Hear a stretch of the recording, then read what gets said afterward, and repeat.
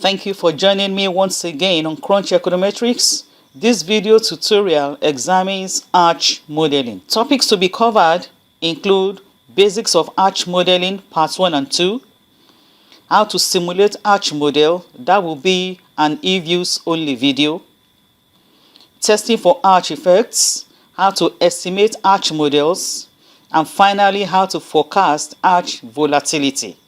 So please make sure you stay with my channel so that you can understand how to simulate, test, estimate, and forecast arch volatility.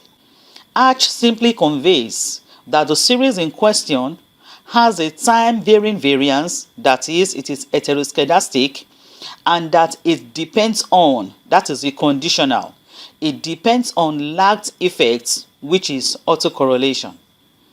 Robert Engle, a Nobel Prize winner, popularized the arch model in 1982. This video covers some basic concepts. As you can see on the screen, we will look at the fundamentals of arch modeling, examine some real-time scenarios. I will show you how to construct or specify an econometric model and how you can interpret that model.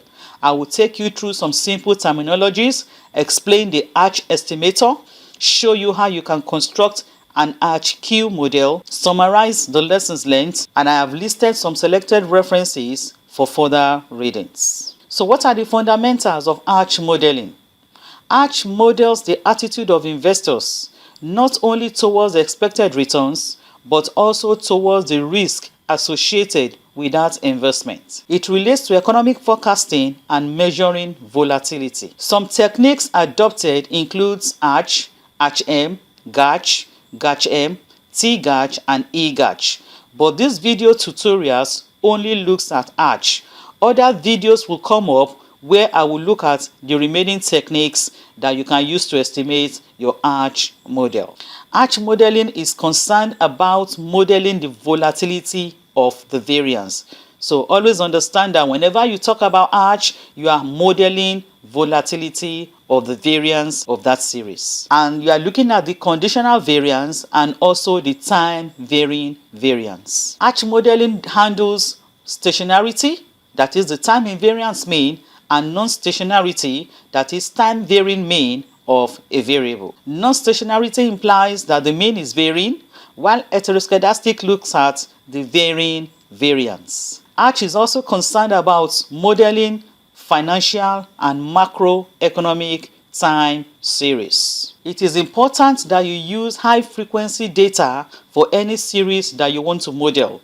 Daily, weekly, monthly, or quarterly data will do excellently. But if you have a yearly data, it is better that you reconstruct that yearly data into either monthly or quarterly data so that you can have a high frequency data. Financial and economic series involves stock prices, oil prices, bond prices, inflation rates, exchange rates, interest rates, GDP, and unemployment rates. And you will agree that majority of these series are actually high frequency series. So what is conditional variance? Under conditional variance, the assumption of homoscedasticity, that is a constant variance, is very limiting. Therefore, it is preferable to always examine the pattern of a series that allows the variance to depend, that is conditional on its past. Let's look at an illustration. I, Ngozi, plans to buy an asset in 2019 and I intend to sell that asset next year, in the year 2020. The forecast information of the return for this asset is insufficient for me. Why? I will be interested in knowing what the variance of the return over the holding period of that asset will be. Therefore, the unconditional variance is of no use to me because I will want to examine the behavior of the conditional variance of the asset in order to estimate its riskiness at a certain point in time. So let's look at some real-time examples. Investment planning. For example, inflation in itself may not be that bad, but its variability is bad because it makes financial planning difficult. How about foreign trade? The same is true of importers, exporters, and traders in foreign exchange markets. This is because variability in the exchange rates could imply either huge losses or huge profits. In the capital market, investors in the stock market are obviously interested in the volatility of stock prices. For high volatility will mean huge losses or gains and hence greater uncertainty. In highly volatile markets, it is difficult for companies to raise capital. Having given you this background, I am optimistic that once you understand some of these concepts, the ability to estimate, forecast, or measure the volatility of any financial or economic variable to a reasonable extent will have been added to your skill set. So get your pens, notebooks, data, and let's crunch. So let's take a look at the econometric specification. Please, at this point, I will want you to jot down the econometric model you are seeing on the screen so that by the time I'm making some explanation, you can follow me. I will not be able to be going back and forth on the screen to refer you to this slide. The ability to capture stylized features of the real world has made the ARCH model to become a very important econometric model. Similarly, apart from the time-varying conditional mean of financial time series, most of them also exhibit changes in volatility structures. Therefore, to model such series, you cannot use a homoscedastic model, so you have to use a simple autoregressive process. The model I have specified is just a simple version of a simple regression model because it contains only a constant term without any explanatory variable. This does not mean that this is the norm. You can include explanatory variables as you deem fit in your equation 1. So what does equation 1 mean? Like I said before, yt is expressed as its mean and a white noise error term. So equation 1 is the mean equation. What does equation 2 tell us? That is, the error term is normally distributed with a zero mean and a variance at time t. And equation 3 tells us that this variance is a constant beta naught. And remember that the subscript t informs that the variance changes over time. If there is no subscript t here, it shows that the variance is constant. But the moment that we have put a subscript t here,